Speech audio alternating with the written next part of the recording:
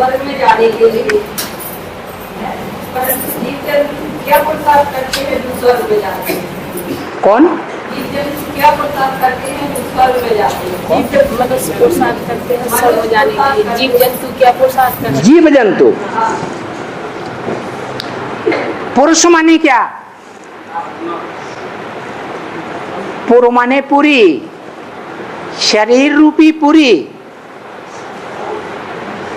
और इस शरीर रूपी पुरी में श माने शेते, जो शरीर रूपी पुरी में ऊंचे ते ऊंचा पुरुषार्थ कर सकता है, जैसे विष्णु शरीर रूपी पुरी में रह करके आराम से शयन करता है या नहीं करता है? करता है या नहीं करता है? हैं? करता है। तो उसे परम पुरुष कहा जाता है, परम आत्मा कहा जाता है। इसलिए आज भी भक्ति मार्ग में कहते हैं आत्मा सो परमात्मा। लेकिन अंतर यही है कि भक्ति मार्ग में मनुष्य ने सब आत्माओं को परमात्मा बता दिया। सभी आत्माएं आत्मा सो परमात्मा। वास्तव में सभी आत्मा परमात्मा नहीं है। परमात्मा का मतलब यह है सभी आत्माओं के परे ते परे रह करके पुरुषार्थ करने वाला, ऊंचे ते ऊंची स्टेज में जाकर पुरुषार्थ करने वाला, वो हुआ परमात्मा। माना मनुष्य जीवन का लक्ष्य है ये कि नर से क्या बनना है? नारायण बनना है, और नारी से लक्ष्मी बनना है। उन दोनों के संस्कारों का जो मेल होता है उसे विष्णु कहा जाता है। तो उसे कहते हैं पुरुष। और वो पुरुष है, वो मन बुद्धि वाला है या बुद्धिहीन है?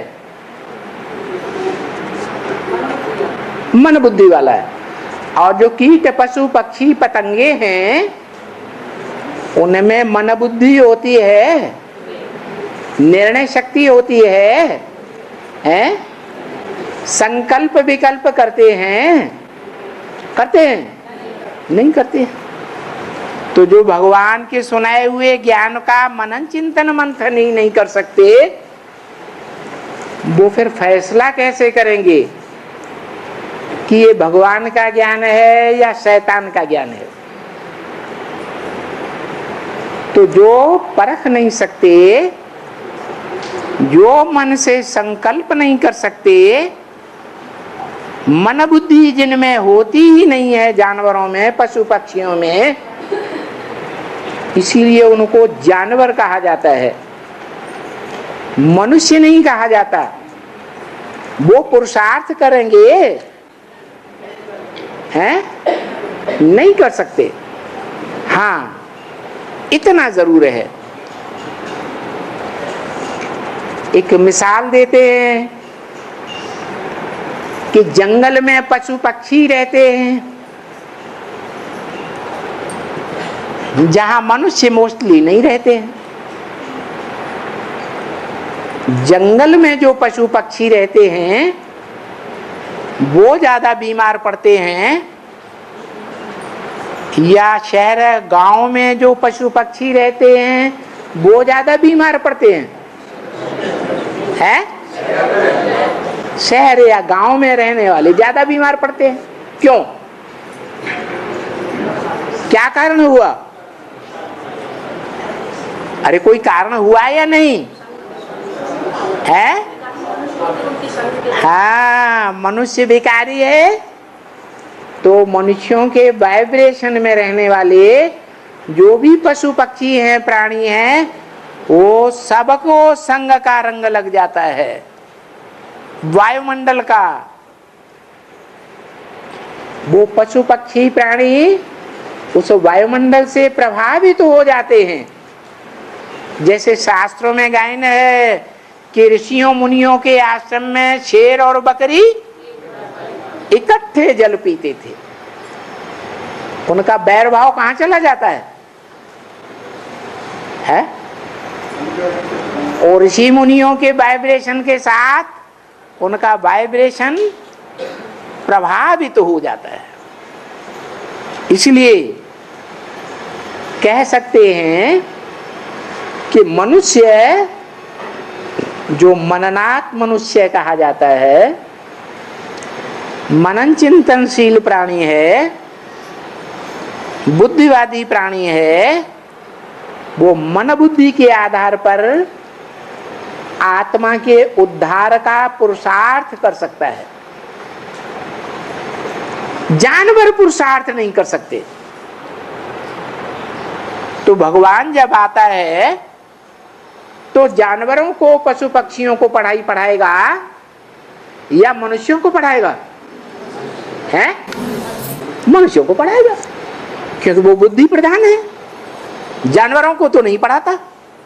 लेकिन जानवर बुद्धि मनुष्यों ने शास्त्रों में लिख दिया कि भगवान आते हैं तो सुअर का अवतार लेकर के आते हैं, भगवान आते हैं तो घोड़े का अवतार लेकर के आते हैं, भगवान आते हैं तो मगरमच्छ का रूप धारण करके आते हैं।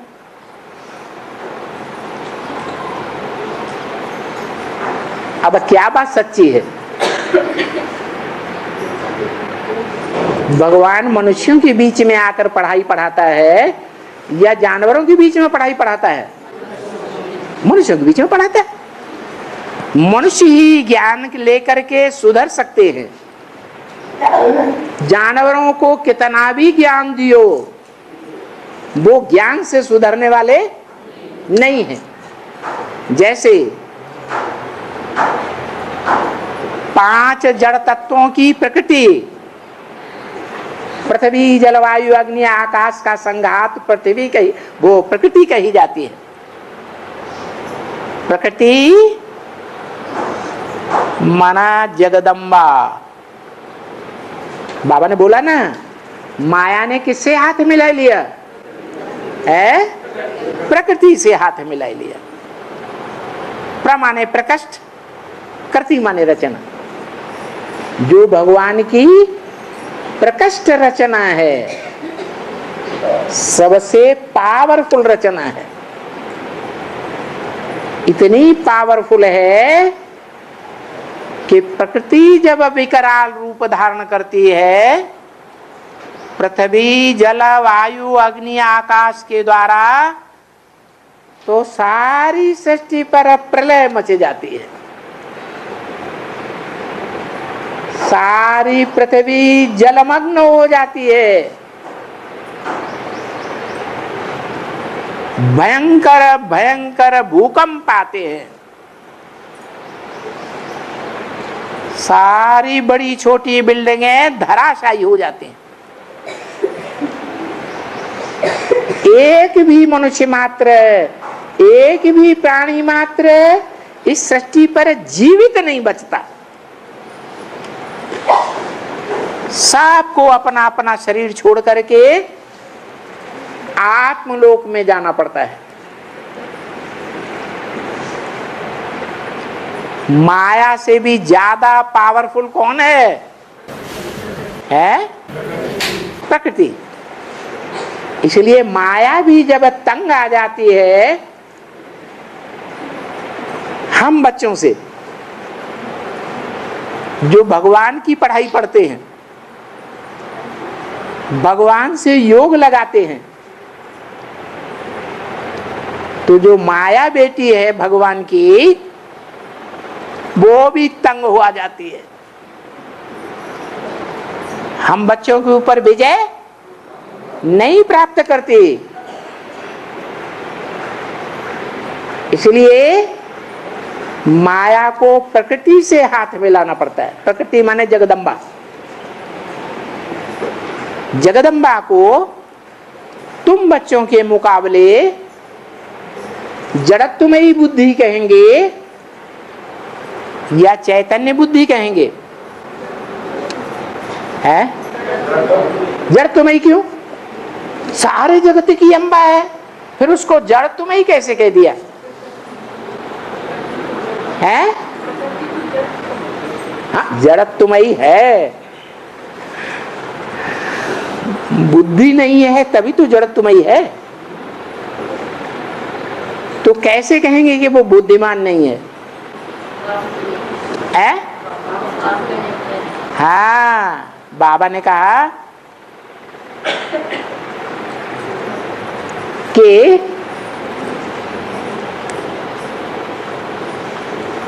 बाप को पहचानती है और पहचान करके फिर भूल जाती है। जैसे ब्रह्मा कुमारियां बाप को नहीं पहचान पाती, वैसे ब्रह्मा कुमारियों की अम्मा जगदम्बा कहो, जगत की अम्मा कहो, या ब्रह्मा ने बड़ी अम्मा कहो। दुनिया की बड़े से बड़ी अम्मा कौन हुई? जगदम्बा, ब्रह्मा।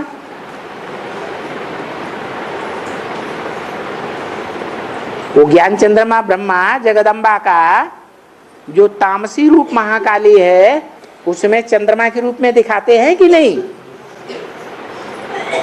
वो उसमें प्रवेश करता है तब जगदम्बा है। तो जड़त्वमयी बुद्धि है दोनों की, ज्ञान चंद्रमा ब्रह्मा की भी और जगदम्बा की भी। जड़ बुद्धि है या तुम बच्चों के समान जिन्होंने बाप को पहचाना है, चैतन्य बुद्धि है? जड़ तुम्हारी बुद्धि है। बाबा उलहना देते हैं, मेरे साथ रहने वाले बच्चे।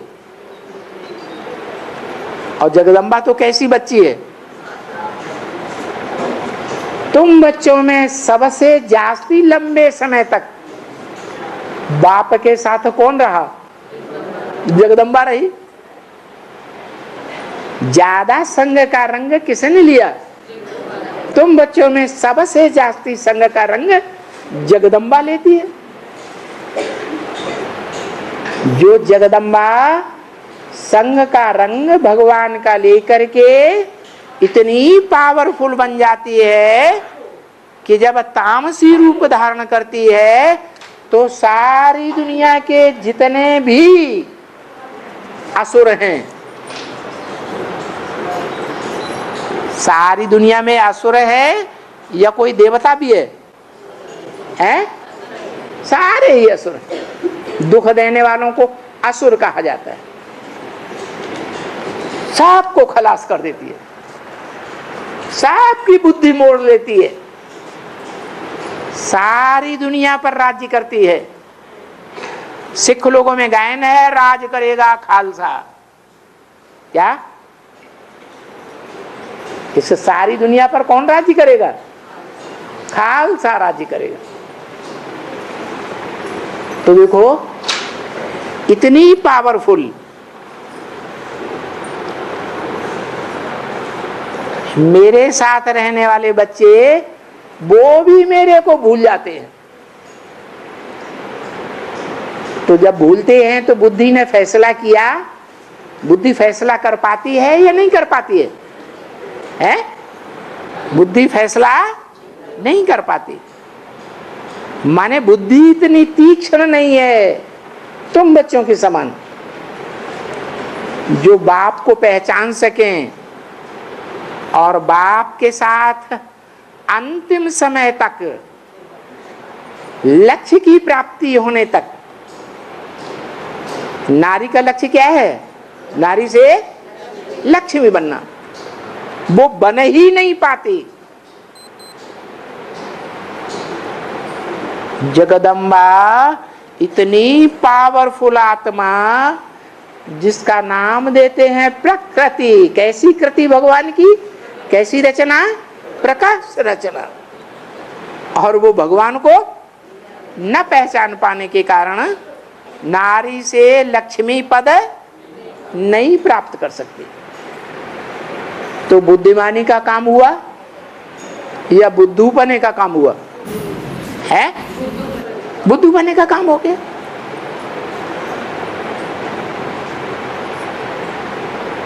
आया समझ में?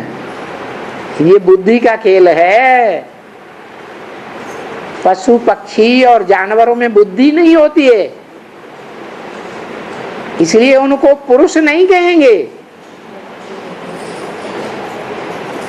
पुरुष जब संपूर्ण बनता है ज्ञान लेकर के, तो उसके वाइब्रेशन से, उसके वाइब्रेशन में जो भी नजदीक आते हैं उनको भी संग का रंग लगता है। तो सभी पशु पक्षी प्राणियों का उद्धार, सदगति कैसे होती है? संग के रंग से सदगति होती है। सुप्रीम सोल भगवान बाप के संग के रंग से प्रजापिता की सदगति होती है, क्योंकि उसी को जास्ती संग लगता है मुकर्रर रथ होने के कारण। और उस साकार में निराकार के कंबाइंड रूप से देवताओं की सदगति होती है,